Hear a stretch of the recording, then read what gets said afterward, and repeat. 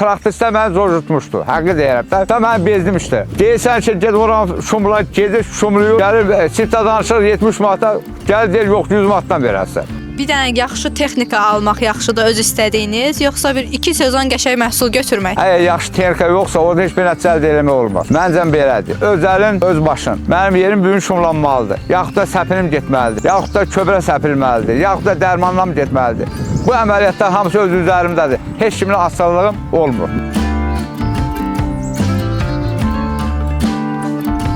Böyük Bəhməni kəndimiz qəhrəman kənddir. Demək olar ki, hamısı zəhmətlə, torpaqla çalışıb əldən nəticə edir. Öz çörəyini qazanır. Gündəlik həyatın, o təminatını oradan ödəyir. Buğda əkirlər, pambıq əkirlər, arpa əkirlər. Ondan sonra Bostan tərəfə demək olar ki, bizim kənddə yüksək inkişaf edib. Bu lova 110 götürdüm. Gördüm, ən udumlusu mənə budur. Bəyəndim, götürdüm, yüksək nəticə əldə edirəm. Öz işim bax. Nə qədər xeyrim olur. 20 hektar köbrəmi bununla səpmişəm. 20 hektar dərman səpəmi aparmışam. Bu bayram qonşuda olan, Böyürbaşda olan fermerlərlə əl atmışam, kömək eləmişəm.